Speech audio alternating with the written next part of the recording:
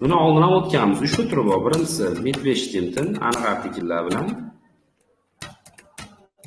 Beshtimtin artikel. Ikkinchisi mit 15 timtin artikel.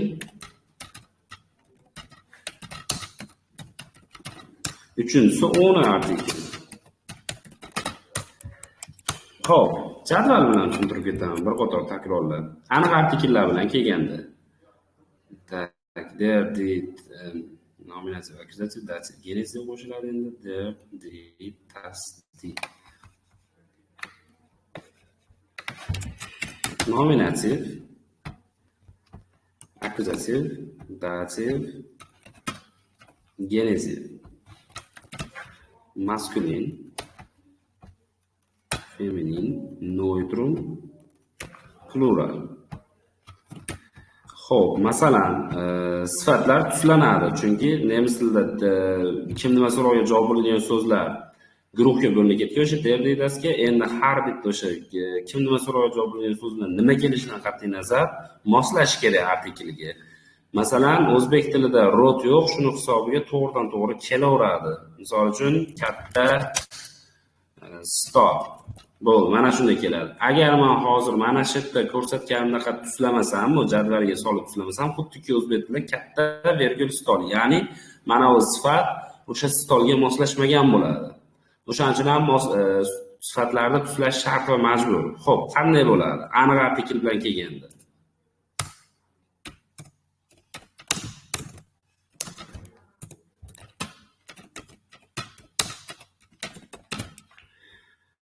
Xo'p, misol uchun mana der grosse Tisch. Sifatlar orqasiga yana e qo'shdim. Xo'p, birinchi nominativ polni ko'ramiz. Masalan, mana женский rodga die schöne Frau. Mana bunga ham e qo'shildi. Endi bunda das kleine Kind, ko'plikni alohida yozamiz. Hozir faqat birlik haqida. E'tibor berayotgan bo'lsangiz, mujskoyda ham, женскийda ham, среднийda ham nominativda hammasiga e qo'shdim xolos. Oldin qoida bor. Agar artikel o'zgarsa, detal qo'shimcha ham o'zgaradi. O'zgarmasa o'zgarmaydi. Bo'ldi. Artikel o'zgarganda sifatlar tuslanishida sizdan chiqarmang. Sifatlar orqasiga en qo'shilib ketadi. Masalan, derdiki den mana. Den ga o'zgardi. Shu sifatlar orqasiga den großen Tisch en qo'shdim. Artikel o'zgarsa faqat en qo'shasiz aniq artikellar bilan kelganda. Endi dativda der o'zgaradi. Shuni hisobidan dem großen Tisch o'zgardi, en qo'shdim. Oldin ham o'tganmiz buni. Genetivda mana des großen Tisch. Nimaga? Chunki artikel o'zgargan. Shuni hisobiga en qo'shildi. Jadvalni pastga o'xshatgan menda.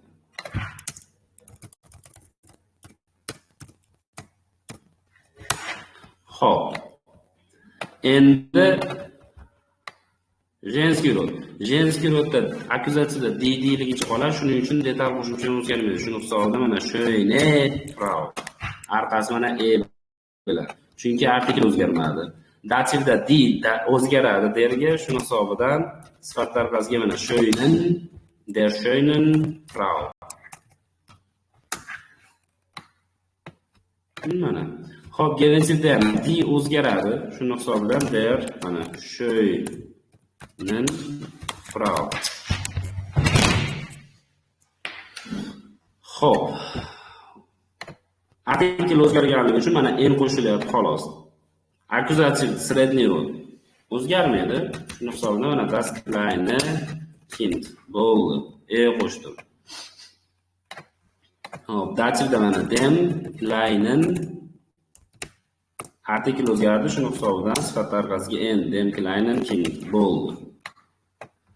Genetivda ham das o'zgaradi. Des kleinen Kindes mana artikel o'zgargani uchun sifatlar orqasiga mana en qo'shdim.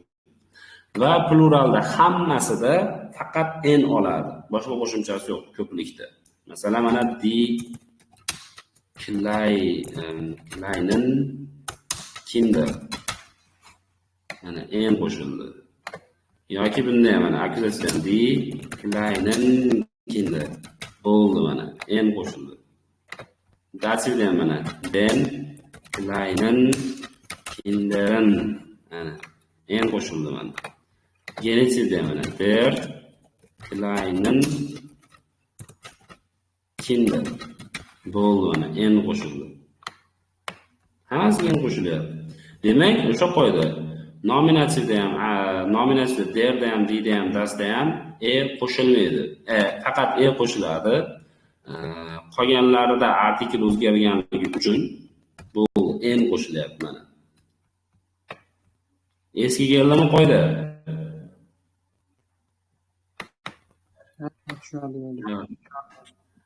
Bularni rangga qo'yamiz.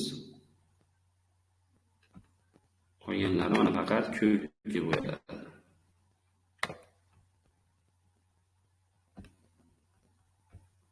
Chunki ular hammasi en olyapti.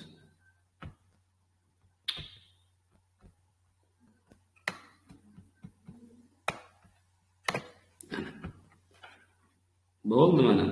Demak, esdan chiqmasin. Agar artikl nominatsiyada demak derda ham, dida ham, dasda ham sifat tarqasi en oladi.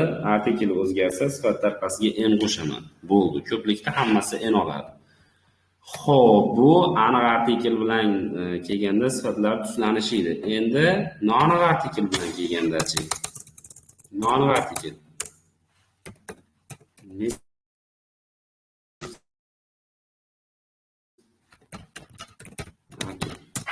Bestimmten artikl. Bunda qanday bo'ladi?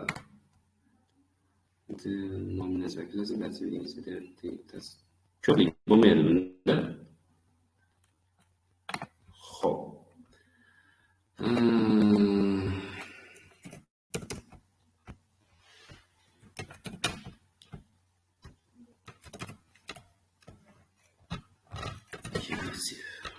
Xo'p, maskulin, feminin hamda noidron. Xo'p. Qarang endi noaniq artikl bilan kelganda aynan nominatsiya va akkuzatsiya bitta qilib belgilayman, chunki ikkalasi uchun aytilgan qoidam bitta. Mana belgiladim. Ikkalasida aniq artiklni oxirgi qo'shimchasi qanday bo'lsa, sifat tarkibasiga xuddi shu narsa qo'shiladi. Datsiya bilan kelishida qo'shmadim. Aynan nominatsiya hamda akkuzatsiya shunday. Masalan, mana ein grosser Tish. Nimaga? Chunki aniq artikli oxiri ermi? O'sha erni qo'shdim mana.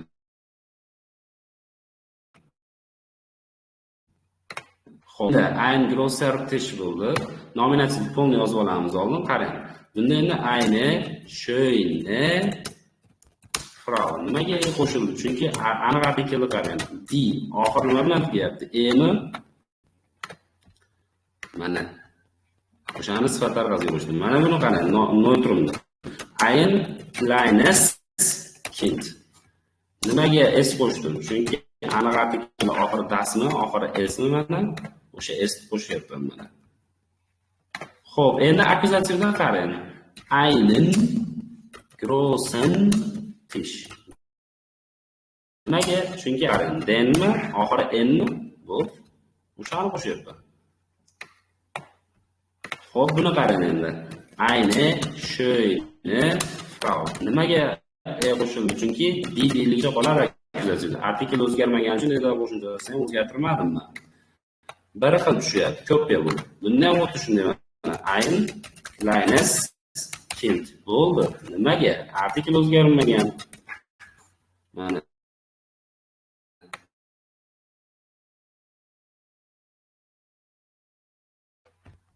Dativ bilan kelishida alohida belgilaymiz endi bunda.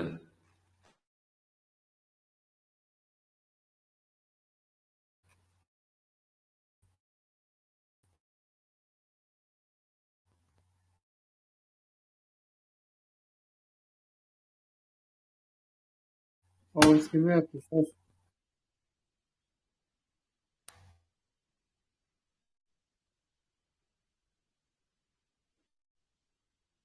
Endi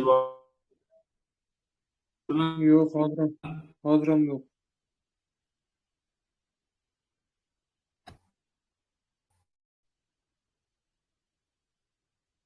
Qotib qoldi.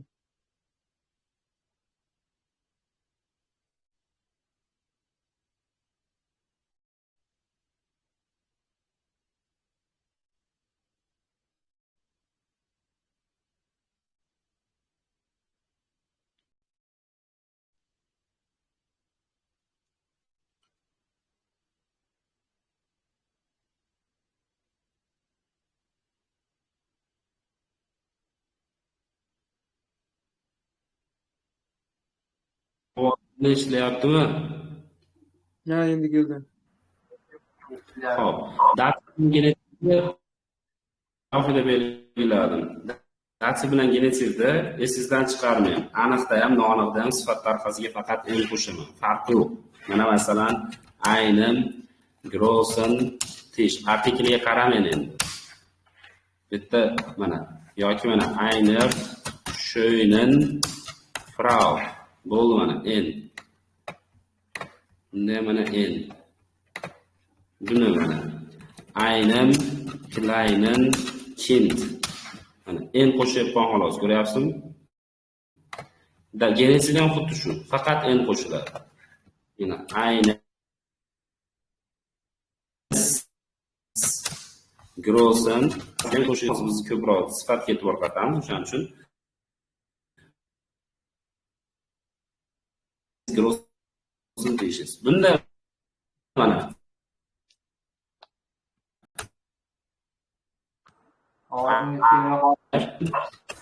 this. Qatyapmiz, ha?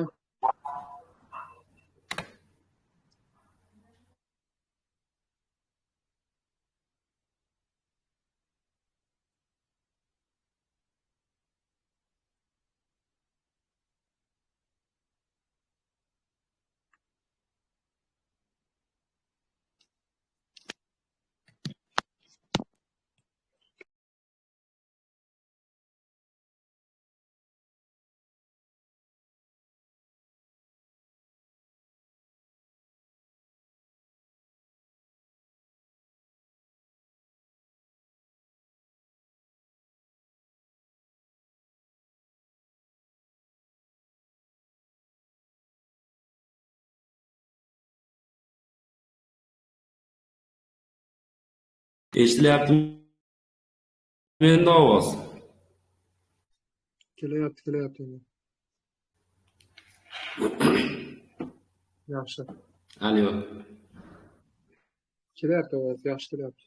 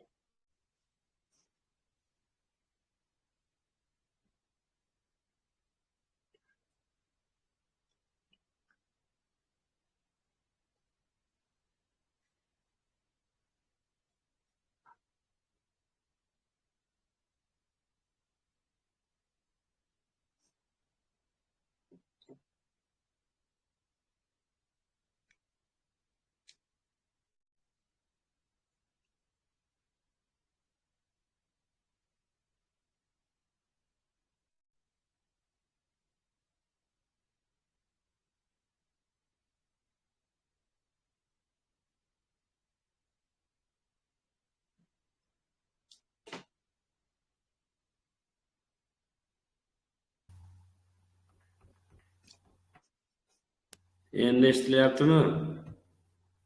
Kelyapti, yaxshi kelyapti ovoz. Xo'p, datsiya bilan genetikda noaniq artikl kelganda, noaniq artikl bilan keladimi, aniq artikl bilan keladimi, farqi yo'q. Ikkalasida ham nima bo'lyapti? Sifat tarqasiga faqat n qo'shyapman mana. Esdan chiqmasin. Nominatsiya bilan akkuzatsiyada bo'lsa, aniq artiklni oxiri qanaqa bo'lsa, xuddi o'sha qo'shimchani sifat tarqasiga qo'shib qo'yapman. Shu logikasini esdan chiqarmang. Xo'p, bu noaniq artikl bilan kelganda, endi artiklsiz kelib qolsa-chi?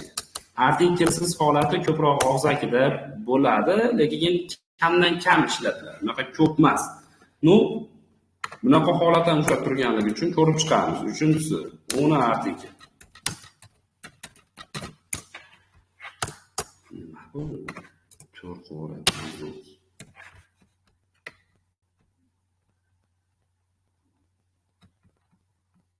Xo'p, 10 artikl.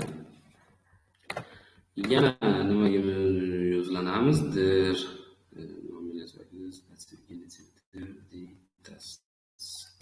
Ha, esingizdan chiqarmay yozib qo'ying. Noaniq artikl bilan kelgan paytda sifat qanaqa tuzlansa, mana bu egalik olmoshlari bor. Ya'ni mein, dein, seinlar. Shuni yozaman, qarang.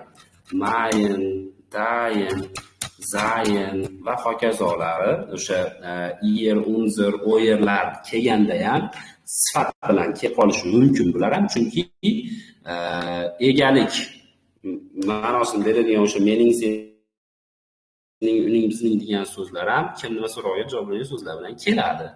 Endi o'sha izohlab, ya'ni o'sha sifati bilan birga kelgan paytda mana shu so'zlar bilan kelsa, mein, dein, sein bilan kelsa, noaniq artikel bilan sifatlar qanday kelib tuslangan bo'lsa, bular bilan ham xuddi o'shanda tuslanadi. Sabab bor. Chunki qarang, mein, dein, sein, unser, o'yerlar mana shu egalik ma'nosini anglatadigan so'zlar bitta oila desak, mana shu mein, dein, seinlar ularni boshlig'i, boshida turadi. Mana boshida keladi. Birinchi o'rinda, ikkinchi, uchinchi, qolganlari tamataydan keladi. Ana shu boshida turgan 3 tani tarkibiga qarang, mana ayn, to'g'rimi? Noaniq artikel turibdi tarkibida. Mana shu tarkibda noaniq artikel turganligi uchun ham noaniq artikel bilan sifat qanaqa kelib tuslanayotgan bo'lsa, bular bilan ham kelganda xuddi ana shunday tuslanadi. Va bu qolganlariga ham taalluqli, bitta mein yoki dein yoki sein emas, qolgan unzir, o'yer, iyerlarga ham tegishli. O'sha butun mening, o'sha ning qo'shilib keladigan mening, sening, uning, bizning, ularning, sizlarning degan so'zlar hammasidir. Esdan chiqmasin. Misol uchun mana qarang. Ich habe, mana, deinen, qarang, älteren Sohn gesehen. Ko'ryapsizmi? Men seni katta o'g'lingni, yoshga nisbatan katta o'g'lingni ko'rdim. Mana, kimni ko'rdim? Sening katta o'g'lingni deb, o'shancha mana deinen bo'ldi. Mana sifat älteren harfasiga en qo'shdim. Akkuzatsiya turibdi. Hozir aytdim, mana akkuzatsiyada der denga aylanganligi uchun sifat tarqasiga en qo'shaman. Yoki yana ich habe mit seinem engen Freund gesprochen. Mana mit dativ talab qiladi. Sein turibdi mana. Seinem engen. Nimaga en qo'shdim sifat tarqasiga? Chunki mana dativda hammasi en oladi deganman. Hozir bu mujizkor o'tda turibdi. Der Freund sifat tarqasi mana en qo'shilgan. Yoki nominatsiyaga ham bitta misol. Mana mein bester Hund ist verloren. Mana eng zo'r itim, mening eng zo'r itim yo'qoldi mana. Bester oxiriga mana er qo'shdim. Ko'ryapsizmi? Nimaga qo'shdim? Chunki mana boshda der aniq artikelning oxiri er edi, qo'shdim. Mein bilan kelyapti bu. Tushunarlimi? Ha, tushundim. Asadbek aka, tushunarli. xo'p, endi o'ni artikelda. Artikelsiz kelgandachi. Artikelsiz kelganda qarang endi. Nominativ, akkuzativ hamda dativ. Genetivni qo'shmayman, qo'shmay turamiz. Genetiv yozmadim. Uchalasini bitta qilib belgilayman. Qoida chunki bir xil uchalasiga. Nima? Uchalasida ham aniq artikelning oxiri qanday bo'lsa, sifat tarqasiga o'sha qo'shiladi. Masalan, mana grosser Tish. Nimaga er? Artikel yo'q oldi, lekin hozircha yozaman mana. Aniq artikel oxiri er bo'lganligi uchun. Xo'p, endi mana masalan, schöne Frau. Nimaga? Die.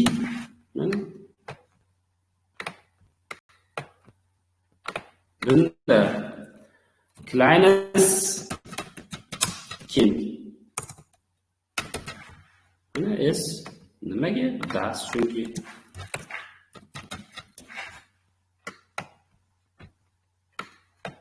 Xo'p, endi akkuzatsiya mana.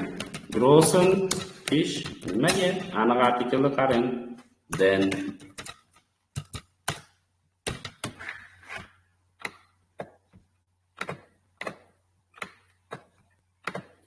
Xo'p, buni qarang. Schöne Frau nimaga? Artikelga qarang. Die.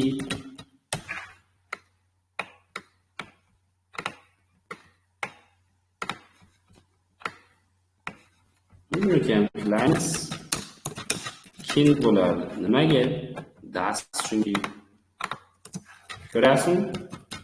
Aniq artikel chot ko'ryapmiz, hamma narsa artikelga qarab o'zgaradi. O'zgaradi. Datsga qarang.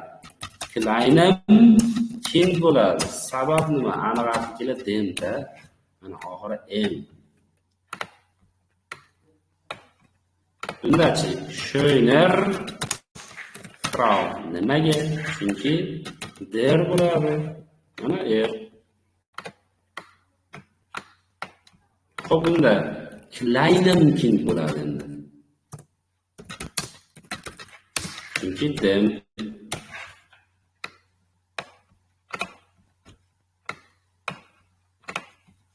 Genetsidda endi men alohida yozyapman. Chunki genetsidda aynan mushko bilan sredniy qoidaga bo'ysunmaydi, istisnoli joyi. Bunda artikeli, aniq artikeli des bo'lsa ham sifatlar orqasiga n qo'shaman. Masalan, mana Kleinen Kindes. Evni Kind yozib qo'yibman. Tishes mana.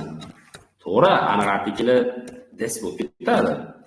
Lekin bu qoidaga bo'ysunmaydi. O'shaning uchun qavs ichiga artikel yozmadim. Sredniy rodam xuddi shunday mana. Kleinen Kindes bo'ldi mana. Klein bo'lib ketgan ekan. Atachib buzib, Großen bo'ladi endi. Klein Kindes mana n qo'shdim. Lekin jenskiy rodi qoidaga bo'ysunadi. Ya'ni mana Schöner Frau. Chunki artikel der. O'shancha genetida alohida yozdim. Aynan mushko bilan sredniy qoidaga bo'ysunmaydi. Shuni hisobidan. Endi ko'plik. Ko'plik ham qoidaga bo'ysunadi hammasida. Aniq artikelning oxirgi qo'shimchasi qanday bo'lsa, xuddi shu qo'shiladi. Masalan, mana Kleiner Kinder. Artikel B.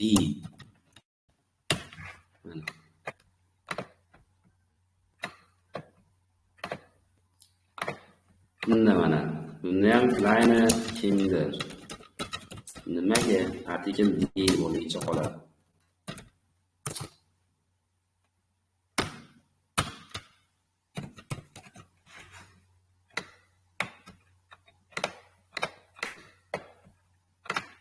Bunda mana Kleinen Kindern bo'ladi. Mana n. Nimaga artikellardan denda? Va oxirgisi mana Kleiner Kinder. Nimaga? Chunki der bo'ladi. Bold. Tushunarlimi?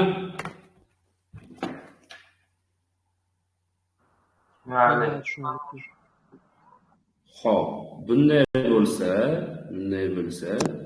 hozir guruhga hammasini screenshot qilib tashlayman, yozganlarimni bir qator ko'rib chiqasiz. Bu aniq artikeldan kelganligisi.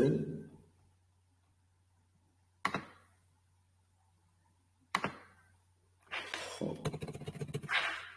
Bu noto'g'ri yozilib qolibdi mana bitta ikkita so'zlar.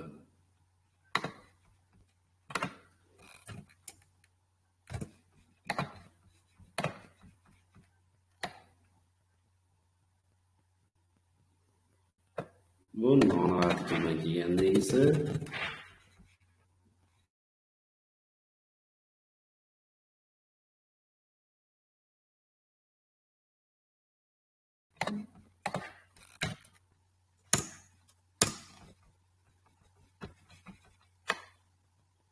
Bunisi bo'lsa artikelsiz keladi.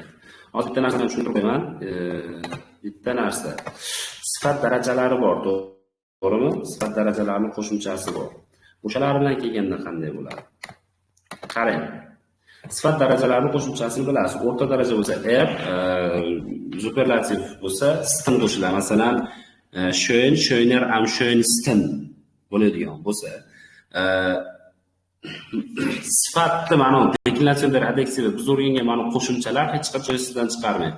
Sifatni eng oxiriga qo'shiladi. Ya'ni mana misol qilib yozaman. Agar mana bitta chiroyliroq uyni sotib oldim deydigan bo'lsangiz, das Haus mana noaniq artikl bilan qo'yib ko'rsatib beraman mana. Ich kaufe ein schöneres Haus. Qarang, schöneres Haus, schöner tarkibiga schön sifat. Mana qo'shimchasi hozir sifat darajasi qo'shimchasi, mana bu bo'lsa biz o'rgangan hozirgi sifatni tuslanish paytidagi qo'shimchasi. Deklinatsion deratsiya degani. Pastga yozib qo'yaman. Mana demak, sifat daraja deb qo'yaman. Mana S bo'lsa, deklinatsion desam tushunaverasiz. Tuslanish. Mana ni yashilga bo'yayman. Bu S bo'lsa, sariqqa bo'yayman. Yana qaytaryapman. Sifat darajasida deklinatsion, ya'ni o'sha sifat tuslanayotgan paytda qo'shiladigan qo'shimchasi sifatni eng oxiriga qo'shiladi. Sifat daraja qachon kelar ekan? Undan oldinroqda keladi. Mana hozir chiroyliroqdagi roq qo'shimchasi sifat daraja bu. Tushundikmi? Bu o'rta daraja aslida. Hozir o'rta daraja. Endi superlativ formani qo'shib ko'ramiz. Mana shu dan keyin S bo'lsa S ni qo'shasiz, M bo'lsa M da, N bo'lsa N da o'sha deklinatsiyonni qo'shib ketasiz. Bu aniq artikl yoki noaniq artikl yoki artiklsiz kelishiga qaraydi. Yoki mana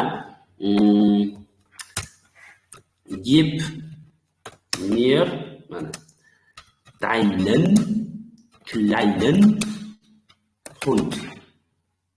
Kleineren deylik, mana kleineren Hund. Mana klein kichkina, kleiner hozir sifat darajasi bu. Kichikroq. Mana n bo'lsa deklinatsion deratsiya.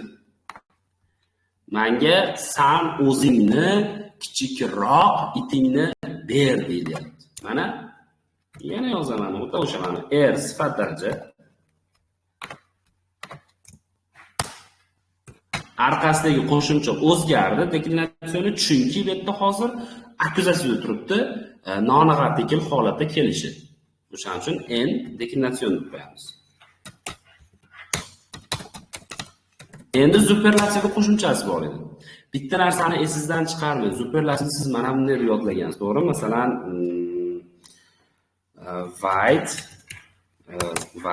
weiter, uzoqroq degan ma'noda. Endi am weitesten, to'g'rimi?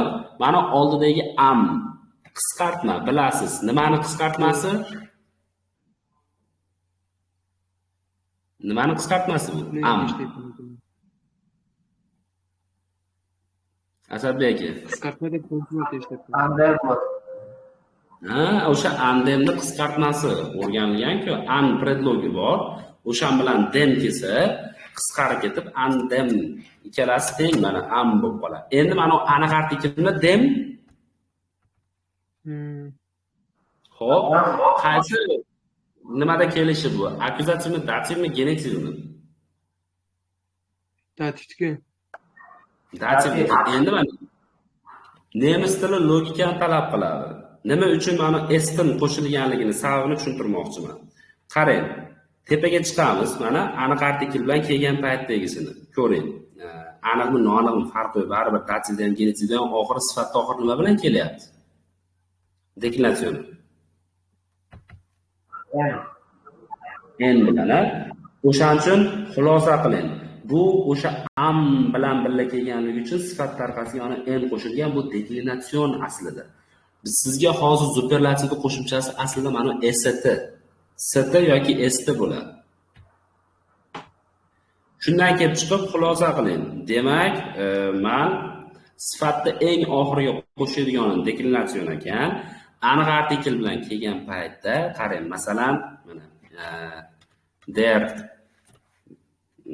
masalan nima desa bo'ladi? Stärkste deylik, mana stark, stärker, am stärksten. Eng kuchli. Stärkste mana der stärkste Mensch. Eng kuchli odam. Qarang, nimaga eng qo'shdim oxiriga? Chunki aniq artikl bilan sifat kelganda nominativda aynan hammasida dermi, dimi, dasmi farqi oxiriga nima qo'shganman. Emi? qo'shimchasi. Qo'shdim mana oxiriga. Endi undan oldingi mana st bu deklinat o'sha nima superlativ formdagi qo'shimcha. Tushunarlimi? Ya'ni yozamiz mana pastdan. St bu sifat daraja, o'sha eng kuchli darajasi. Mana bo'lsa deklinatsion. Nima uchun yodlanayotgan paytda mana sifat darajalari o'sha weiter, unweitesdan yodlanayotgan paytda oxiriga n qo'shilishini tushundikmi? Chunki oldida aniq artikl bilan predlog turibdi-da, shu bilan birga kelgan. O'shaning uchun n qo'shilgan. Qoida o'z so'zini aytayapti mana. Tepada aytdik, dativda aniqda ham, noaniqda ham hammasida n oladi. O'shaning uchun n qo'shilgan.